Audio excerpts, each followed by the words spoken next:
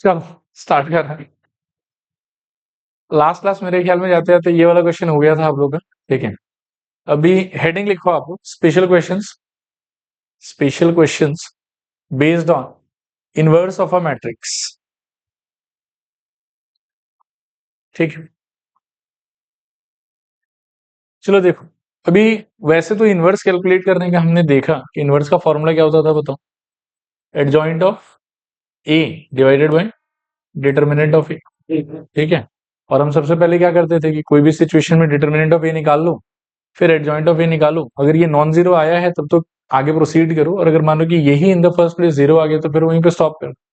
तो ये एक बेसिक फंडामेंटल आइडिया है कि जिसके थ्रू इनवर्स जो है वो निकाला जा सकता है।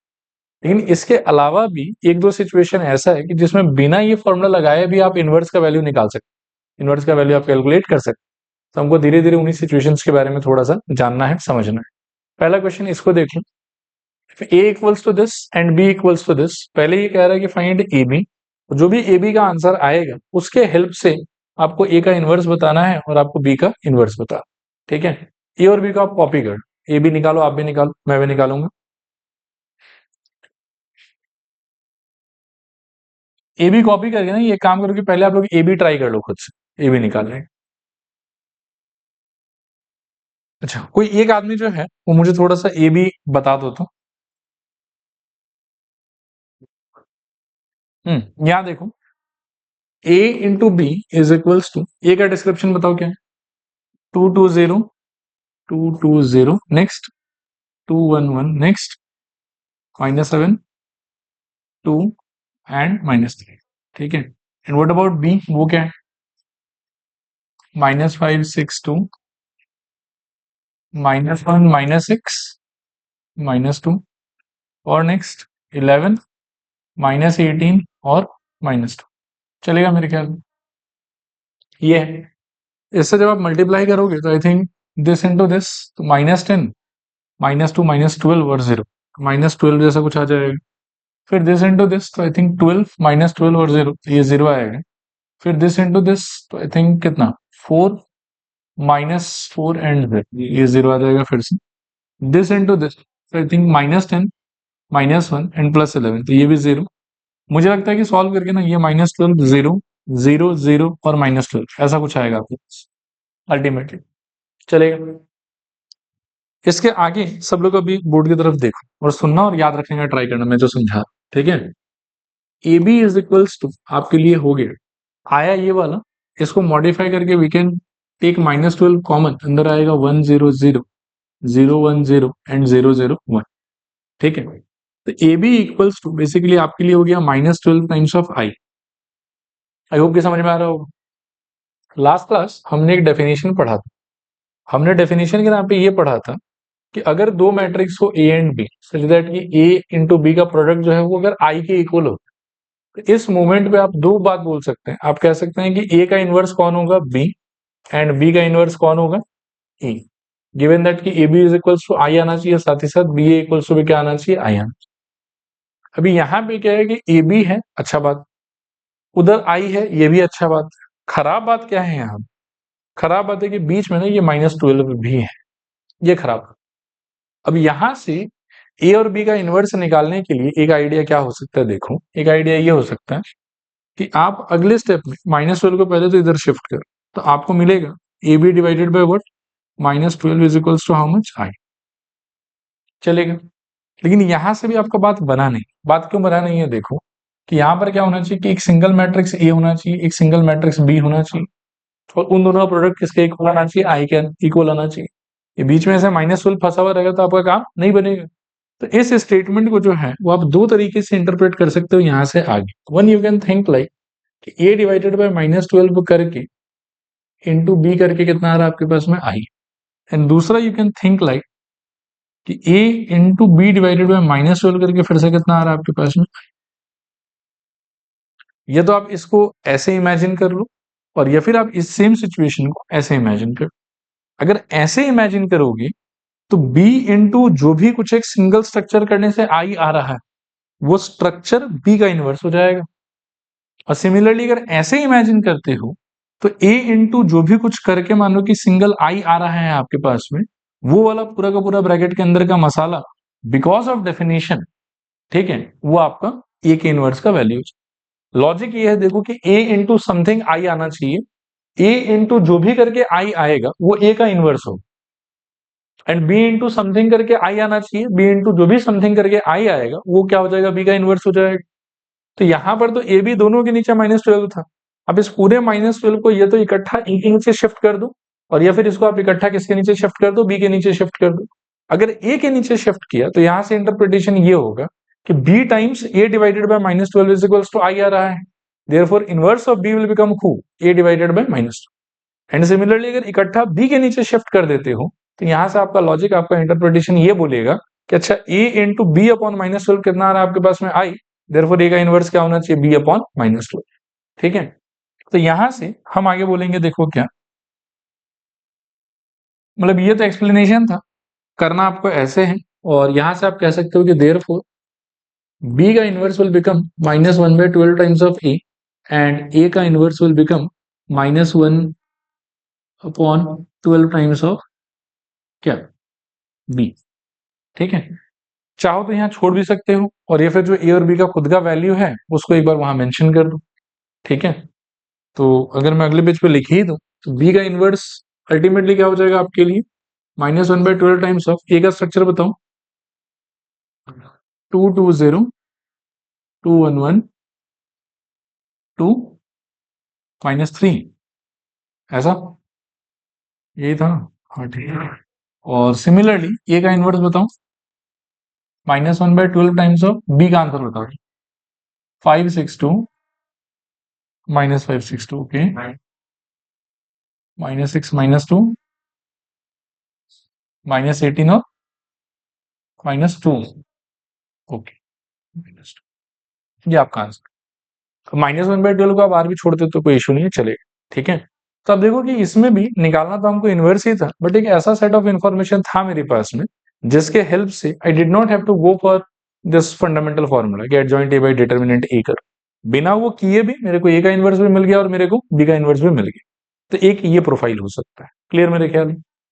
नेक्स्ट देखते हैं, नेक्स्ट आप क्या है कि सेम ही है, इसको आप लोग लिख लो, घर पे ट्राई कर लें।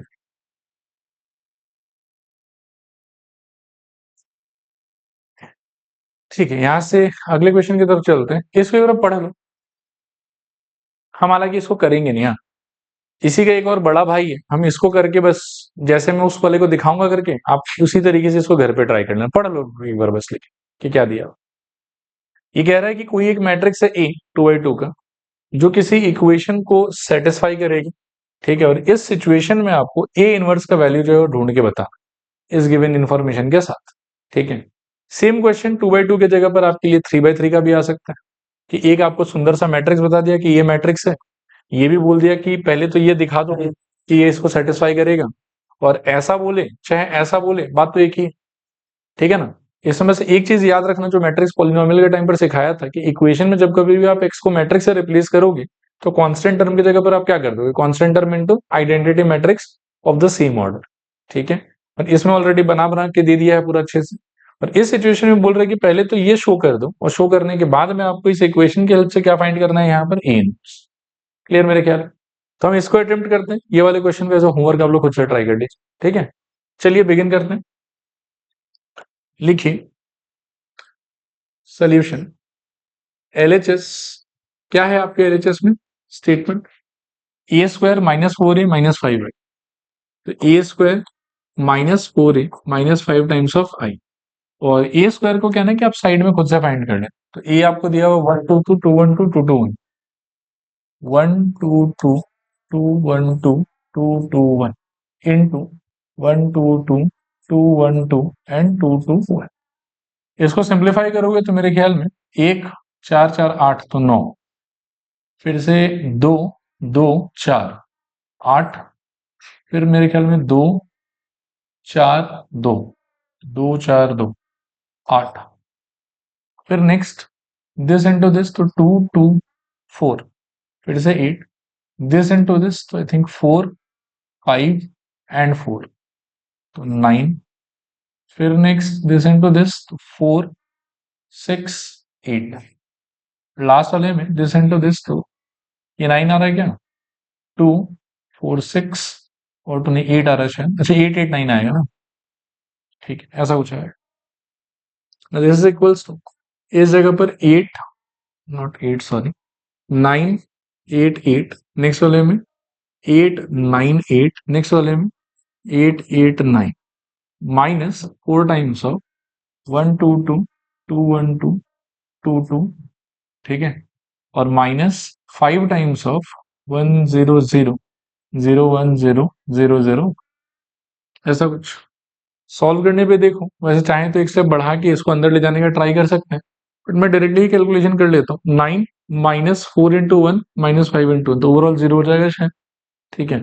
और आपका कैलकुलेशन क्वेश्चन का कहना है अगर सब कुछ सही है ना, तो obviously this is equals to क्या प्रूव करना है आप, नल मैट्रिक्स। तो आप ठीक है इतना रिस्क मत लो, लिख ही दो सीधा 0 0 0 0 0 0 एंड 0 0 0, बस देख लेना कि हाँ ये तो सब ठीक से किया हुआ हो, बाकी वेरीफाई भी करोगे तो यही चीज निकल के आए, ठीक है। यहां से हम कह सकते हैं कि therefore A square minus 4a minus 5i is equals to क्या मिला मेरे को, 0, ठीक है। अब कहीं ना कहीं इस वाले इक्वेशन को यूज करके मुझे क्या फाइंड आउट करना है, ए इनवर्स, ठीक है। ए इनवर्स निकालने का फंडामेंटल तरीका क्या होता था, adjointed divided by determinant, but again I don't have to follow that idea, उसके थ्रू ही जाना है मेरे को इस वाली इक्वेशन की हेल्प से जो वो क्या निकालना है, ए इनवर्स। उसका तरीका क्या होता है, देखो ध्यान से, आप क्या करो कि इस पूरे स्टेटमेंट को ना राइट साइड से ए इनवर्स से मल्टीप्लाई कर दो, तो क्या मिलेगा सोचो, A square into A inverse minus 4 into A inverse minus 5 into I into A inverse equals to null matrix into A inverse, चलेगा। एक बार लिखना मत, थोड़ा इसका सिंप्लीफिकेशन सोचो, A square into A power minus 1, वैसे तो कोई लॉजिक है नहीं इसका, मैं असली वाला बात यहां बताता हूं और यहां हम एक नकली बात के साथ में काम करेंगे, ठीक है ना। असली बात क्या हुआ देखो कि A square into A inverse, right, तो इसको आप तोड़ सकते हो ए इंटू ए इनवर्स, ये दोनों मिला के क्या हो जाएगा आपके लिए, आई, तो ए इंटू आई का वैल्यू कितना हो जाएगा, ए। असली लॉजिक तो मैट्रिक्स के हिसाब से वो एक्सप्लेनेशन है इसका। बाकी नकली चीज आप दिमाग में ये भी याद रख सकते हो कि एक्सपोनेंट की तरह सोच कि ये वाला पावर 2 हो गया, वो वाला पावर -1 हो गया, पावर ऐड हो गया, कितना बचेगा 1, तो आंसर कितना आएगा, ए। ये हालांकि मैट्रिक्स के कॉन्टेक्स्ट में करेक्ट एक्सप्लेनेशन नहीं है, करेक्ट एक्सप्लेनेशन ये वाला है, लेकिन इस लॉजिक से भी आप अगर काम करते हो तो आंसर आपका राइट ही है, ठीक है। तो दोनों मिला के पावर क्या बचना चाहिए यहाँ पर बताओ, ए, चलेगा मेरे ख्याल में। फिर -4 टाइम्स ऑफ ये दोनों जो है ये स्टैंडर्ड डेफिनेशन के तहत any matrix into its inverse क्या दे देगा आपको, आई, तो यहां पर आपके लिए क्या बच जाएगा बताओ, 4 टाइम्स ऑफ आई, और माइनस आई इंटू एनीथिंग हमेशा क्या होता है, वो सेम मैट्रिक्स, तो यहां आ जाएगा आपके लिए कितना, 5 times of A inverse is equals to null matrix into anything हमेशा कितना रहेगा, नल मैट्रिक्स, चलेगा।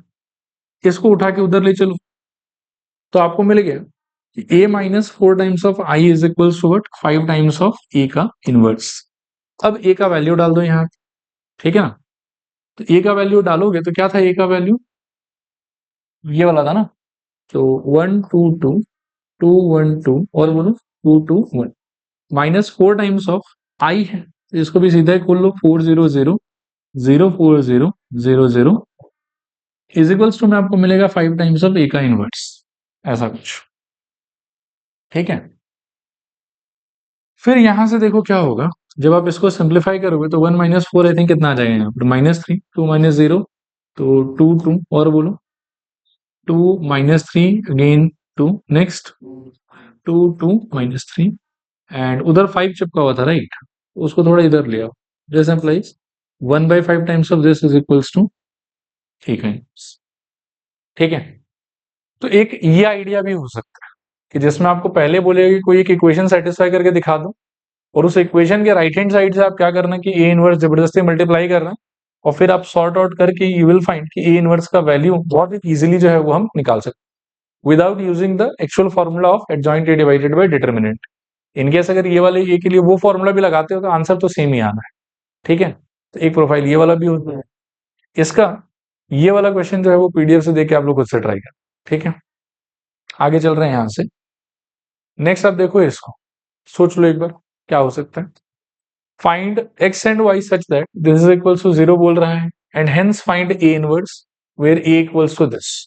इसमें तो क्या है कि डायरेक्ट वाला ही करोगे तो ज्यादा इजी पड़ेगा, क्योंकि 2/2 का ही है, एडजॉइंट एकदम चुटकियों में निकल जाएगा। डिटर्मिनेंट आप ऐसे ऑरली बता सकते हो उसका, लेकिन अगला बोला कि नहीं वैसे करना नहीं है, डायरेक्ट ही नहीं निकालना है आपको, तो लंबा वाला रास्ता फॉलो कर। ठीक है, तो लिखूं पहले ए स्क्वायर निकाल, तो ए स्क्वायर इक्वल्स टू क्या हो जाएगा, 4 3 2 5, और यहाँ पर 4 3 2 और 5। ठीक है, मल्टीप्लाई करोगे तो रो इंटू कॉलम 16 और 6 कितना हो जाएगा, 22। फिर रो इंटू कॉलम तो 12 और 15 कितना हो जाएगा, 27। और फिर रो इंटू कॉलम तो मेरे ख्याल में 8 और 10 18। रो इंटू कॉलम 6 और 25, तो मेरे ख्याल में 31। ए स्क्वायर का वैल्यू तो ये आ रहा है शायद, चलेगा। फिर अगले स्टेप में हम बोलेंगे कि now A square minus X times of A ही है शायद ये, ए और plus Y times of I is equals to होना चाहिए 0, नल मैट्रिक्स। ए स्क्वायर का खुद का आंसर ये वाला 22 27 18 31, तो 22 27 18 and 31 minus X times of A का वैल्यू 4325 और इसका value plus Y times of कितना 1001, this equals to how much 0। सबको सिंप्लीफाई करके सिंगल मैट्रिक्स में कन्वर्ट करूं तो मेरे ख्याल में 22 माइनस 4x और प्लस शायद y आ जाएगा इस पोजीशन पे। नेक्स्ट वाले में 27 माइनस कितना 3x और उधर से 0 रहेगा। फिर आएगा 18 माइनस 2x उधर से 0, और लास्ट एलिमेंट में 31 minus 5x plus Y is equals to 0 0 0। ठीक है, तो जिसमें एक्स और वाई दोनों प्रेजेंट है उसमें माथा लगाओ ही मत आप, ठीक है ना। आप एक तो इसमें माथा लगा लो और एक आप इसमें माथा लगा लो, और राइट हैंड साइड का तो सारा ही एलिमेंट क्या है आपके लिए 0। तो यहां से आप कह सकते हो ये देखना 27 माइनस 5x इक्वल्स टू कितना आ रहा होगा 0। दूसरा 18 minus 5x equals to again 0। This implies x equals to I think 9 and यहाँ सॉरी, तो दोनों से x ही आ रहा है क्या, फायदा नहीं हो रहा है खास फिर। अभी ठीक है, एक्स तो आ गया दोनों से, इससे भी एक्स ही आ रहा था, इसलिए मिटा के कुछ नया ही कर लेते हैं।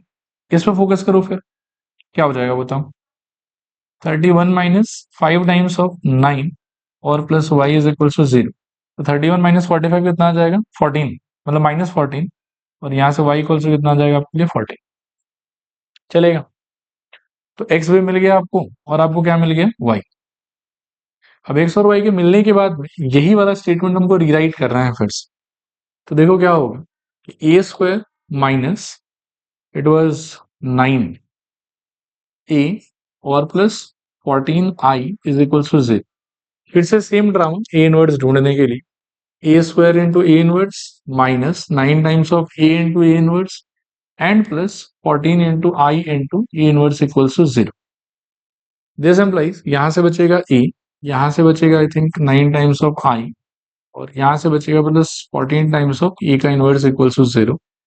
यहां से ए इनवर्स चाहिए आप 14 टाइम्स ऑफ ए इनवर्स, उसको इस तरफ ही रखो, इनको उधर स्विच कर दो, तो 9i माइनस क्या हो जाएगा आपके लिए ए। 9i का मतलब आई थिंक 9009, और ए का मतलब आई थिंक यहाँ पर था आपके लिए कितना 4325।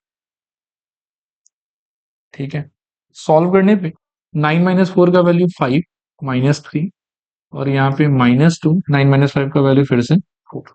ठीक है, और ये 14 टाइम्स ऑफ ए इनवर्स का वैल्यू, तो ए इनवर्स का आंसर यहाँ से आपके लिए क्या हो जाएगा 1/14 times of this value 5 -3 -2 and 4, ये आपका आंसर। ठीक है, नेक्स्ट हेडिंग लिखो मार्टिन्स मेथड, मार्टिन्स मेथड और मैट्रिक्स मेथड, मार्टिन्स मेथड और matrix method of solving linear equation in 3 variable. ठीक है, 2-5 मिनट के लिए ना क्या करो कि तुम पेन वेन छोड़ दो, पूरा बहुत लंबा एक्सप्लेनेशन है, just let me explain first and उसके बाद में फिर धीरे धीरे जो है वो हम लोग बात करते हैं। सबसे पहले एक एक करके डिस्कस करेंगे, तो उसमें सबसे पहला डिस्कशन का पॉइंट है कि लीनियर इक्वेशन इन 3 वेरिएबल का क्या मतलब। ठीक है, तो इसको कहते हैं linear equation in 3 variable, A X plus B Y plus C Z is equals to D. Linear equation in 2 variable क्या होता था हम लोग के लिए, A X plus B Y plus, मतलब sorry, A X plus B Y plus C equals to zero type कुछ हम लोग लेते थे। लेकिन लीनियर इक्वेशन इन 3 वेरिएबल का अंडरस्टैंडिंग आपके लिए क्या होगा, ये वाला। ठीक है, इसमें भी एक कैच है, पहले वो मैं क्लियर कर दूं आपको। ये वाला जो फॉर्मेट है ना, जिसमें राइट हैंड साइड में D is a number different from zero, इसको बोला जाता है नॉन होमोजीनियस इक्वेशन। क्या बोलते हैं बताओ, नॉन होमोजीनियस इक्वेशन। और राइट हैंड साइड वाला कांस्टेंट का वैल्यू अगर जीरो हो जाए ना, A X plus B Y plus C Z is equal to zero, तो इसको बोला जाएगा होमोजीनियस इक्वेशन। देखो क्लियर है कि नहीं, इसको क्या बोलेंगे बताओ, नॉन होमोजीनियस इक्वेशन, और इसको क्या बोलेंगे, होमोजीनियस इक्वेशन। नॉन होमोजीनियस कब बोलोगे, जब आपके कांस्टेंट का वैल्यू जीरो को छोड़ के कुछ भी हो जाए, और जब कांस्टेंट का वैल्यू एग्जैक्टली क्या हो जाए आपका, जीरो, तो उस टाइम पर क्या बोलोगे उसको, होमोजीनियस इक्वेशन। अब पहले हम जो भी चर्चा भी करेंगे वो नॉन होमोजीनियस के लिए करेंगे। देखो, तो मेरे ख्याल में ये वर्ड का मतलब आपको समझ में आ गया, लीनियर इक्वेशन इन 3 वेरिएबल, इस टाइप के सिचुएशन को बोला जाता है। This is known as non homogeneous equation and that is known as what, homogeneous equation. अब आपको एक चीज याद होगा वापस से क्लास 10 से, कि जब भी लीनियर इक्वेशन इन 2 वेरिएबल आता था आपके पास में सॉल्व करने के लिए, हमेशा एक एक इक्वेशन आता था कि दो दो इक्वेशन आता था। दो क्यों आता था, क्योंकि वेरिएबल दो रहता था। अभी मैथ्स में ऐसा नियम है कि जितना भी वेरिएबल को आप एग्जैक्टली सॉल्व करना चाहते हैं, आपको नंबर ऑफ इक्वेशन उतना ही चाहिए हो। If your equation contains only one variable, तो one equation is enough to get the value of that variable. अगर आपके इक्वेशन में दो वेरिएबल हैं, तो आपको दो इक्वेशन चाहिए पड़ेगा। अगर आपके पास में तीन वेरिएबल है, तो आपको कम से कम तीन इक्वेशन चाहिए, तो ही आप एक्स वाई और जेड का प्रॉपरली वैल्यू निकाल सकते हैं, नहीं तो नहीं निकाल पाएंगे। ठीक है, तो नेक्स्ट हम बात करेंगे system of non homogeneous equation in 3 variable. ठीक है, वो मैं दिखा देता हूं, देखने में देखो ऐसा हो। ठीक है, लिख के भी दिखा देता हूं ताकि आपको फील हो जाए। जैसे इक्वेशन का फॉर्मेट अपना क्या था, A X plus B Y plus C Z equals to D था। अभी तीन इक्वेशन बनाऊंगा तो एक्स वाई जेड वेरिएबल तो आपका सेम ही रहना चाहिए। बदलता क्या रहेगा, इस एबीसी का वैल्यू बदलता रहेगा, तो वो देखने में कैसा होना चाहिए बताओ, A one X plus B one Y plus C one Z is equals to D one. फिर दूसरा, A two X plus B two Y plus C two Z is equals to D two. And तीसरा, A three X plus B three Y plus C three Z, एक second, C three Z is equals to D three. इसको बोला जाएगा क्या, system of non homogeneous equations in 3 variable. क्या बोलेंगे बताओ, system of non homogeneous linear equation in 3 variable. एक बार और रिपीट करो, system of non homogeneous linear equation in 3 variable. चलेगा मेरे ख्याल। अब क्या है कि अगर 2 वेरिएबल का दो इक्वेशन होता है आपके पास में, तो क्लास 10 में हमने खूब सारा मेथड सीख रखा है। कौन सा, एलिमिनेशन, सब्स्टिट्यूशन, एडिशन, सब्ट्रैक्शन। एक मेथड आपके सिलेबस में से डिलीटेड था, मेथड ऑफ क्रॉस मल्टीप्लीकेशन। किसी किसी ने पढ़ा होगा उसको अलग से सेपरेट, नहीं पढ़ा तो कोई बात नहीं, वो भी एक मेथड एग्जिस्ट करता है। लेकिन वो जितना भी मेथड दो इक्वेशन के लिए साइमल्टेनियसली एग्जिस्ट करता है ना, उनमें से कोई भी मेथड हमेशा प्रॉपर्ली इसका सोल्यूशन आपको दे देगा, ऐसा जरूरी नहीं। जैसे मानो कि आपको एलिमिनेशन मेथड आता, तो आप एलिमिनेशन जब इस पे लगाने का ट्राई करोगे, तो कभी कभी आंसर आएगा, कभी कभी आंसर नहीं आएगा। तो हम क्या कि अपने पुराने आइडियाज या मेथड्स पे रिलाई नहीं कर सकते to solve these kind of equations. तो इस टाइप के इक्वेशन को सॉल्व करने के लिए 11-12 में there are two broad methods. एक मेथड का नाम है क्रेमर्स रूल, और दूसरे मेथड का नाम है मार्टिन्स मेथड या फिर मैट्रिक्स मेथड। क्रेमर्स रूल में बेसिकली डिटर्मिनेंट की हेल्प से सॉल्विंग होता है, वो आपके सिलेबस का पार्ट नहीं है, तो हम उसको डिस्कस नहीं करेंगे। आपको कौन सा पढ़ना है बताओ, मार्टिन्स मेथड या फिर matrix method of solving linear equation in 3 variable. ठीक है, यहां तक सारा बात समझ में आया। अब मार्टिन्स मेथड अप्लाई करने के लिए क्या करना होता है, देखो कि ये जो system of linear equation in 3 variable है ना, इसको ब्रेक किया जाता है तीन मैट्रिक्स। इसको ब्रेक किया जाता है तीन मैट्रिक्स, एक नहीं कितना मैट्रिक्स, तीन। एक मैट्रिक्स को हम ऐसे रिप्रेजेंट कर सकते हैं, ए इज इक्वल्स टू, ध्यान से देखना, A1 B1 C1, A2 B2 C2 and तीसरा A3 B3 C3। वैसे मान लो कि अभी के लिए मैंने इसको A बोला है, but A is not proper representation of that matrix. इसको मन में हम कैसे याद रखेंगे बताओ? ये है मेरा को फैक्टर वाला मैट्रिक्स। कौन सा मैट्रिक्स है बताओ? को फैक्टर वाला मैट्रिक्स। फिर next I will prepare another matrix, capital X is equals to vertically X Y Z।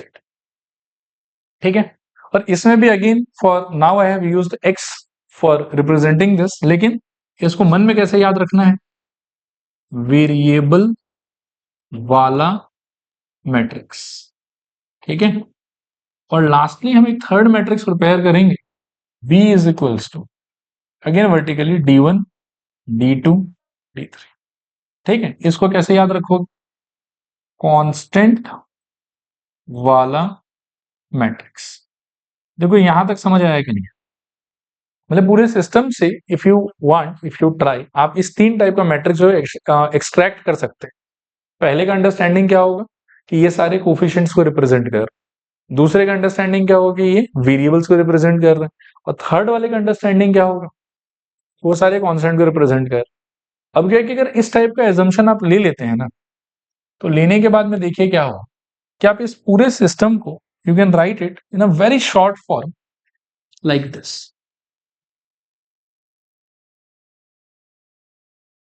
अगर आप ये वाला मैट्रिक्स इनटू ये वाला मैट्रिक्स करेंगे और इक्वल टू में ये वाला मैट्रिक्स डाल देंगे, तो आपको मैं भी फील करा दूंगा कि ये इक्वेशंस निकल के आ। बोलो ये कैसे? देखो, फीलिंग बहुत जरूरी है। लूजेगा ए इंटू एक्स करना है मेरे को, तो रो इंटू कॉलम क्या निकलेगा बताओ? बर्बाद कर देगा ये लड़का। देखो दिस इंटू दिस, राइट? तो A1x B1y C1z तीनों एडेड रहेगा। इक्वल टू में क्या है मेरे पास में B, तो इससे इक्वल हो जाएगा, इक्वल टू D1 मिल गया आपको पहला इक्वेशन। फिर क्या होगा बताओ? इसके साथ में और कोई कॉलम का ऑप्शन तो है नहीं, तो इसके साथ में खेल खत्म। अब दूसरे में जाएंगे, क्या निकलेगा सोचो? A2x plus B2y plus C2z is equals to में क्या मिलेगा? D2 मिल गया आपको दूसरा इक्वेशन। नेक्स्ट क्या मिलेगा आपको? A3x plus B3y plus C3z is equals to में क्या बताओ? D। तो ये जो इतना कॉम्प्लिकेटेड सा बड़ा सा सामान था ना, उसको इतने सिंपल वे में by help of these matrices we can write it down. ठीक है, आपका टारगेट क्या है? आपका टारगेट है कि x का वैल्यू बताओ, y का वैल्यू बताओ और z का वैल्यू बताओ। मतलब इस वाले मैट्रिक्स इक्वेशन में से बेसिकली आप जो ढूंढ रहे हैं कौन है? x। ठीक है, अब अगर x ढूंढ रहे हैं तो एक नया नया चीज हमने सीखा है जिसका नाम है इनवर्स। ठीक है, कि ऐसा अगर कोई मैट्रिक्स से एसोसिएटेड इक्वेशन हो और इसमें से मेरे को x वाले पार्ट का वैल्यू चाहिए, I want to remove this a from here, what I can do? I can multiply both sides by a inverse like this. सोचो सही कह रहा हूं कि गलत कह रहा हूं? सही कह रहा हूं। अब इस सिचुएशन में ये वाला जो हिस्सा है ये मल्टीप्लाई होकर क्या हो जाएगा? i times of x equals to what? a inverse times of b। So basically x equals to क्या मिल गया? a inverse into b। ठीक है, मतलब अगर आपके पास में इस टाइप का linear equation in three variable का पूरा सिस्टम में सॉल्व करने के लिए, तो आपको तीन मैट्रिक्स वहां से ब्रेक डाउन करना है। एक आपके कोफिशिएंट वाला मैट्रिक्स, दूसरा वेरिएबल वाला मैट्रिक्स, तीसरा कांस्टेंट वाला मैट्रिक्स। और वेरिएबल वाले मैट्रिक्स का आंसर क्या होगा? कोफिशिएंट वाले मैट्रिक्स का इनवर्स इनटू कांस्टेंट वाला मैट्रिक्स। मतलब एबी का नोटेशन इतना इंपॉर्टेंट नहीं, किसी क्वेश्चन में ये एबी की जगह पे सीडी भी हो सकता है, पीएम भी हो सकता है, एमएन भी हो सकता है, कुछ भी हो सकता है। लॉजिक आपको ये क्लियर रखना है कि वेरिएबल वाला मैट्रिक्स कैसा मैट्रिक्स होगा आपके लिए? It will be a vertical matrix. ठीक है, पर इज इक्वल्स टू में क्या मिलेगा आपको?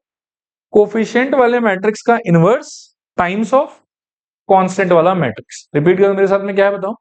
कोफिशिएंट वाले मैट्रिक्स का इनवर्स टाइम्स ऑफ कांस्टेंट वाला मैट्रिक्स। क्लियर मेरे ख्याल में? समझ आया? तो ये है आपका एक तरीके से formula that you will be using in the name of what? Martins method. अब इसमें भी लेकिन एक दो कैच और भी है, थोड़ा सा उस पर भी हम चर्चा कर लेते हैं। आपको क्लास 10 का एक चीज याद होगा कि जब ये लीनियर इक्वेशन पढ़ाया जाता था तब कुछ कंडीशंस पढ़ाया जाता था कि अगर a1 by a2 is not equals to b1 by b2 हुआ तो हम बोलेंगे कि यूनिक सॉल्यूशन। अगर a1 by a2 is equals to b1 by b2 is equals to c1 by c2 हुआ तो हम बोलेंगे इनफाइनाइट सॉल्यूशन। और a1/a2 equals to b1/b2 is not equals to c1/c2 हुआ तो हम क्या बोलेंगे, नो सोल्यूशन। ठीक है ना। तो उसी तरीके से क्या है कि इन तीन इक्वेशंस के लिए भी इनफाइनाइट सोल्यूशन कब होगा, नो सोल्यूशन कब होगा, यूनिक सोल्यूशन कब होगा, उससे रिलेटेड भी हम थोड़ा सा डिस्कशन कर सकते हैं। ठीक है, वो डिस्कशन भी करवा देता हूं। इस फॉर्मूला को फर्दर अगर मैं डिकोड करना चाहूं तो क्या मिलेगा मेरे को बताओ। इनवर्स वाले पार्ट में आई विल गेट दिस, सही कह रहा हूं शायद, मतलब नहीं समझ में आ रहा तो मैं एक लाइन और लिख देता हूं। एक्स बेसिकली हमारे लिए क्या है, X equals to A inverse into B, A inverse का ब्रेकिंग ये वाला। ठीक है, और इसको थोड़ा सा और ध्यान से if you think, X equals to आपको क्या मिलेगा बताओ, adjoint of A times of B divided by what, determinant of E. थोड़ा और ध्यान से सोचोगे ना तो ऊपर बेसिकली एक मैट्रिक्स ही है लिखा हुआ बेसिकली, नहीं मतलब एडजॉइंट ऑफ ए अपने आप में एक मैट्रिक्स, उसको बी से जब मल्टीप्लाई कर दोगे तो भी कुछ ना कुछ मैट्रिक्स जैसा ही चीज ऊपर आएगा। और नीचे क्या लिखा हुआ बताओ, नीचे लिखा हुआ है डिटरमिनेंट, और जो कि बेसिकली सॉल्व करने के अंदर किस में कन्वर्ट हो जाएगा, एक नंबर। आया बात समझ। अब यहां से क्या है कि तीन टाइप का सिचुएशन हो सकता है, उन तीनों पे हम थोड़ा थोड़ा चर्चा करेंगे। पहला सिचुएशन कि ये जो आपका डिनोमिनेटर वाला नंबर है डिटरमिनेंट ए, इसका वैल्यू नॉन जीरो। तो ये अगर नॉन जीरो है ना तो एडजॉइंट ए इंटू बी वाले पार्ट को सॉल्व करके what ever answer comes up, ठीक है ना, लेकिन ओवरऑल एक्स का एक ही आंसर होगा आफ्टर सॉल्विंग एवरीथिंग। ठीक है, समझ में आ रहा है मैं क्या कह रहा हूं। डिटरमिनेंट ए का खुद का वैल्यू क्या हो गया, नॉन जीरो। तो उस केस में ऊपर ठीक है सॉल्व करके कुछ भी आ सकता है, हो सकता है कि ऊपर सॉल्व करके जीरो भी आ रहा हो, but what ever comes up ultimately मेरे को इस एक्स के लिए एक ही आंसर मिलेगा, वो एक कॉलम मैट्रिक्स के फॉर्मेट में मिलेगा। By comparison I can get the value of X Y and Z. आया समझ। तो ये वाला जो कंडीशन है ये किसके लिए होगा बताओ, it will be for unique solution. और इसी की वजह से इसको आप बोल सकते हो कंसिस्टेंट। आपको याद होगा कि कंसिस्टेंट और इनकंसिस्टेंट का भी एक नोमेनक्लेचर, एक लिटरेचर था वहां पे। कंसिस्टेंट कब बोलते थे, जब आंसर आता था, चाहे यूनिक आंसर है चाहे इनफाइनाइट आंसर है।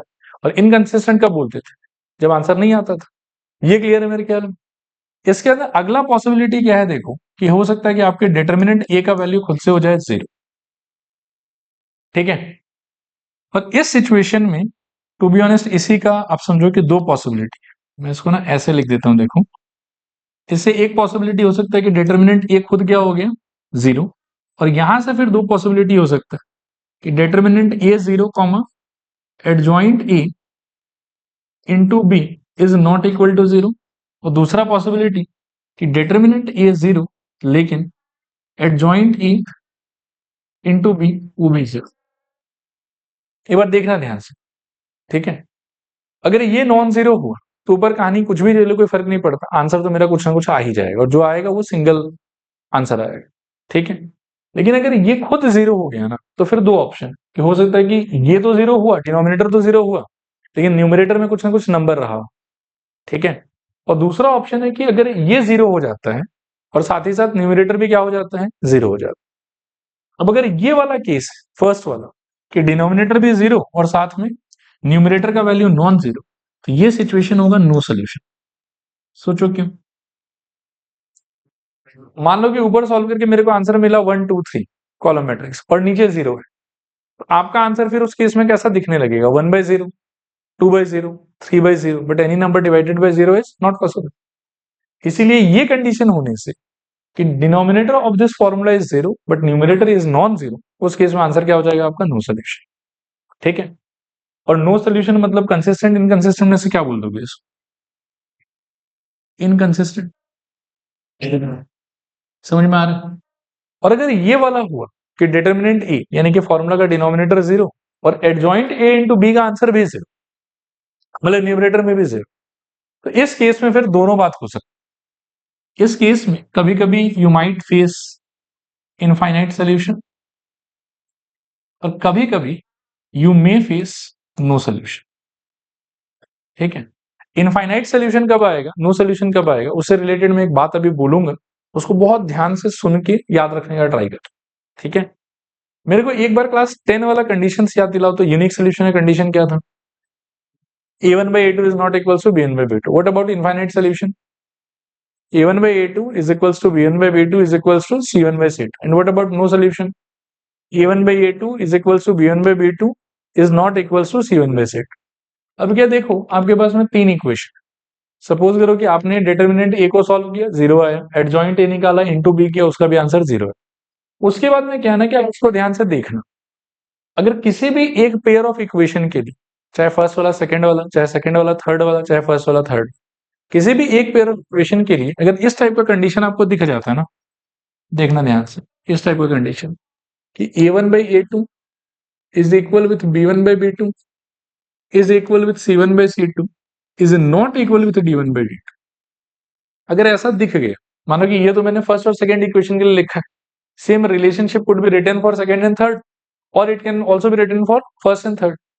तो if you solve determinant A and you find adjoint A into B, and after that मान लो कि आप यहां आके फंसते हैं, और उसके बाद में आपको क्या करना है कि अपने इक्वेशंस को ध्यान से घूरना है, और किसी भी एक पेयर ऑफ इक्वेशन में अगर ये रिलेशनशिप आपको सेटिस्फाई होता हुआ दिखा, that means you will think about no solution.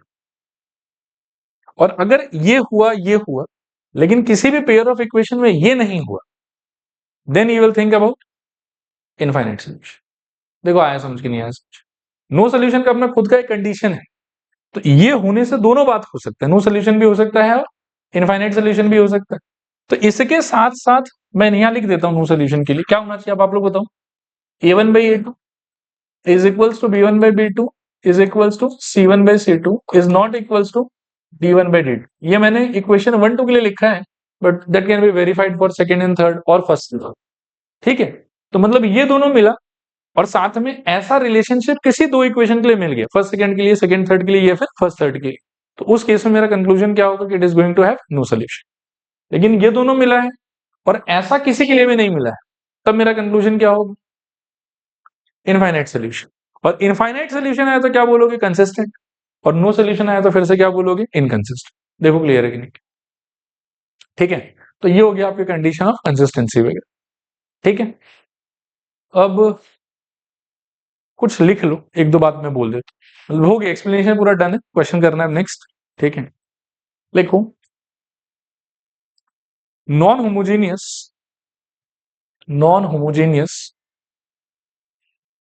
System of equation in 3 variable, non homogeneous system of equation in 3 variable. ये बोल के ना ये तीनों इक्वेशन आप कॉपी कर, चलो इसके आगे लिखो आप। नाउ अब ये ज्यादा मत लिखना, हाँ आप ऐसे लिखो, now a equals to this, x equals to this, b equals to this.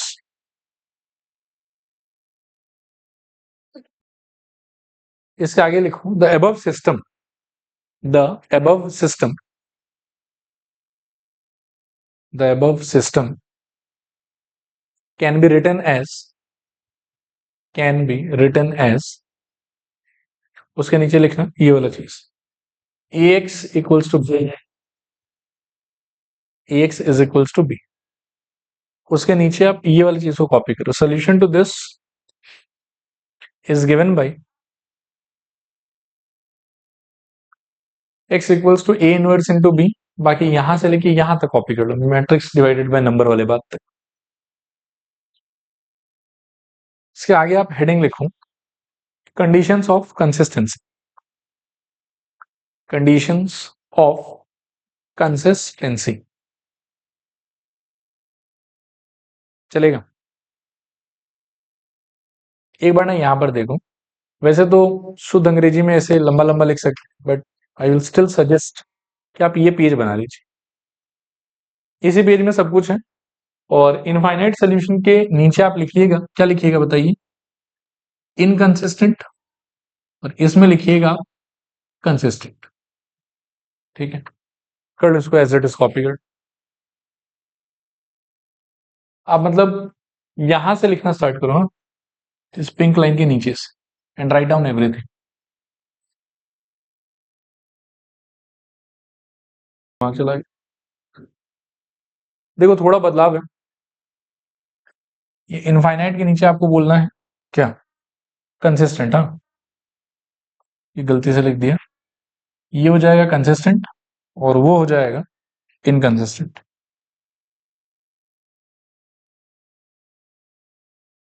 मैं तो इसको ऐसे याद रखता हूँ कि सोल्यूशन मिला, अगर एक मिले चाहे अनेक मिले, ठीक है, तो कंसिस्टेंट, और एक भी सोल्यूशन नहीं मिला तो इनकंसिस्टेंट। ठीक है, करो कॉपी करो। ठीक है, आगे बढ़ते हैं, यहाँ से क्वेश्चंस करते हैं थोड़ा सा। हो गया, ये सारा बात बता दिया मैंने आपको, ये सभी पढ़ा दिया, कोई दिक्कत नहीं। आइए शुरू करते हैं कि आसान से सवाल से।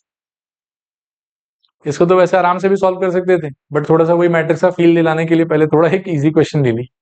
आइए शुरू करें। कैसे ब्रेक डाउन करोगे इसको? तीन चीज ढूंढना है आपको। पहला क्या बताऊं? कोफिशिएंट वाला मैट्रिक्स, दूसरा वेरिएबल वाला मैट्रिक्स, और तीसरा कांस्टेंट वाला मैट्रिक्स। तो कोफिशिएंट वाला मैट्रिक्स क्या हो जाएगा? यहाँ लिखो, here A is equal to 1 2 2 5। समझ में आ रहा है? 1 2, फिर x equals to vertically X Y, तीन होता तो एक्स वाई जेड हो जाता, इसमें तो ही पे अटक जाएगा। और b इज इक्वल्स टू क्या हो जाएगा? 4 और 9 वर्टिकली। चलेगा? अब आप डायरेक्टली ही लिखे दो कि we know x equals to A inverse into B. चलेगा? अब हम फिर थोड़ा इंटेलिजेंट हैं, 2 by 2 का इनवर्स हम ऐसे चुटकियों में निकाल लेते हैं, ज्यादा मेहनत तो करना है ही नहीं। हम क्या हो जाएगा बताओ? नीचे इसका डिटर्मिनेंट वैल्यू कितना आ जाएगा? 5 - 4, तो आई थिंक 1 ही आएगा। और ऊपर इसका आपको एडजॉइंट चाहिए होगा, क्या हो जाएगा वो? डायगोनल के अलॉन्ग एलिमेंट्स इंटरचेंज, तो 5 और 1, और बाकी में साइन चेंज, तो -2 - 2। और बी का वैल्यू क्या है आपके पास? 4 9। अब इसको कर लो आप। तो एक्स इक्वल्स टू, नीचे तो 1 तो छोड़ ही दो, रो इंटू कॉलम, तो मेरे ख्याल में कितना? 20 - 18, तो 2। और रो इंटू कॉलम -8 + 9, तो 1। ठीक है, तो X equals to 2 1 vertical matrix आया आप। और एक्स का रिप्रेजेंटेशन क्या था? एक्स और वाई। और यहाँ पर भी क्या हो जाएगा? 2 और 1। This implies X equals to 2 comma Y is equals to.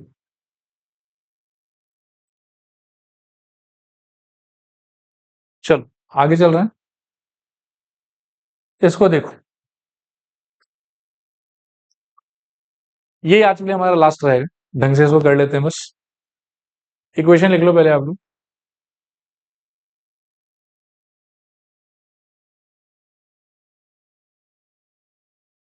चले, वैसे एक सजेशन है मेरे साइड से कि हमेशा ऐसे वर्टिकल अरेंजमेंट में ही लिखना, आप साइड साइड में मत लिखना, सोचने में दिक्कत आता है। ठीक है, अच्छा बताओ तो मेरे को, ए क्या हो जाएगा आपका यहाँ पे? 2 6, जेड नहीं है तो 0 मान लेंगे, 2 6 0। बी क्या हो जाएगा? 3 0 - 1, वेरी गुड। और लास्ट वाला लाइन 2 - 1 और 1, -1 1। फिर एक्स का मीनिंग तो फिक्स ही है, एक्स वाई और जेड। और सिमिलरली आपके बी का मीनिंग भी फिक्स, कॉन्स्टेंट, तो वो है आपका 2 - 8 और -2 - 8 और चलेगा मेरे ख्याल। अब आप लिखो, फॉर्मूला तो आप जानते ही हो, लिखो ऐसे, we know x equals to a inverse into b। This implies x equals to adjoint of a upon determinant of a into b। adjoint of a into determinant of a, sorry, adjoint of a into b upon determinant of। Equation 1 mark करके छोड़ दो। अब line by line एक एक चीज निकालते जाओ, begin हमेशा डिटर्मिनेंट ए से ही कर। तो डिटर्मिनेंट ए अगर आपको चाहिए तो मुझे यहाँ दिख ही रहा है, यहीं से तोड़ लेता हूँ। ठीक है ना, तो 2 टाइम्स ऑफ रो गया कॉलम गया 0, और -1 इंटू -1 1। एक और फॉर्मूला का माइनस, तो -1 ही बचेगा अल्टीमेट। ठीक है, फिर 6 जो है वो नेगेटिव पोजीशन पे है, तो -6 इंटू रो गया कॉलम गया 3 + 2 5। और फिर नेक्स्ट एलिमेंट 0 है आपका, तो अंदर कुछ भी आएगा फर्क नहीं पड़ेगा। वैसे फिर भी सोच लो, 2 गया कॉलम गया तो 3 -3। तो ऑल टुगेदर आपको मिला यहाँ से -2 -13 -32। ठीक है, which is not equal to 0। -32 which is not equal to 0। अच्छा एक बार मेरी तरफ देखो, यहीं से ना एक डिक्लेरेशन हम लोग कर सकते हैं कि सिंस डिटर्मिनेंट ए हमारा नॉन जीरो आया है, तो सोल्यूशन किस टाइप का आने वाला है? Unique solution. इसके नीचे एक लाइन चाहो तो लिख लो कि therefore the system will have, therefore the system will have unique solution, therefore the system will have unique solution. अब क्या करना है आपको इसके बाद? एडजॉइंट ए फाइंड आउट करना है, ठीक है ना। तो डिटर्मिनेंट ए निकाल लिया, अब इस ए को देखा देखी एडजॉइंट ए निकाल, वो अभी पता नहीं है हम। यूनिक सोल्यूशन है क्योंकि ये नॉन जीरो आया ना, तो उसका तो एक ही केस था हमारे पास में, ये जीरो आता फिर हमको कंफ्यूजन रहा, लेकिन ये नॉन जीरो है तो यूनिक सोल्यूशन तो है ही पक्का, ठीक है। अच्छा, एडजॉइंट ए निकालने के लिए शॉर्टकट ही लगा लेते हैं, ठीक है। याद है ना शॉर्टकट कैसे लगाते थे? यहाँ क्या आ जाएगा बताओ, 2 3 2, फिर 6 0 नेक्स्ट 0 - 1 1, और नेक्स्ट 2 3 2, और नेक्स्ट 6 0 - 1, फिर रो 1 को रिपीट करना है तो 2 6 0 2 6, रो 2 को रिपीट करना है तो 3 0 - 1 3 0। अब एकदम आउटर लेयर को छोड़ दो और बाकी चार चार के सोचते जाओ, ठीक है। तो ये ए हो गया। अब आप बोलो cofactor matrix of A is equals to, अच्छा शॉर्टकट अगर लगाते हो तो साइन का नहीं सोचना आप, तो आप डायरेक्टली जो है बस वैल्यूज लिखते जाओ। तो 0 और मेरे ख्याल में -1, फिर नेक्स्ट -2 और -3, तो कितना -5, नेक्स्ट वाले में -3 0 तो -3, फिर नेक्स्ट वाले में 0 -6, नेक्स्ट वाले में 2, उसके नेक्स्ट वाले में 12 + 2 14, उसके नेक्स्ट वाले में -6, उसके नेक्स्ट वाले में 2, और लास्ट वाले में आई थिंक -18। अब यहाँ से एडजॉइंट है, आप क्या बोल सकते हो, एडजॉइंट इज इक्वल्स टू इसका ट्रांसपोज, तो -1 -5 -3 -6 2 14 -6 2 18, ऐसा आ जाए, चलेगा मेरे ख्याल में। इसका गलत बोल दिया, अच्छा सॉरी -8, ठीक है, बाकी राइट है सर। अब ये क्या आ गया मेरा एडजॉइंट है, लेकिन सिर्फ एडजॉइंट जैसा तो काम होगा नहीं मेरा, मेरे को और क्या चाहिए होगा, एडजॉइंट ए इंटू बी भी चाहिए होगा, समझ में आ रहा है। तो देखो क्या करेंगे, मतलब आप इसके नीचे एडजॉइंट ए इंटू बी निकालने का ट्राई करो, लिखो now adjoint A into B, ये मेरा एडजॉइंट ए हो गया है। अब मैं निकालूंगा कि now adjoint of A into B is equals to -1 -6 -6 -5 2 2 -3 14 -18, और बी कितना था हमारा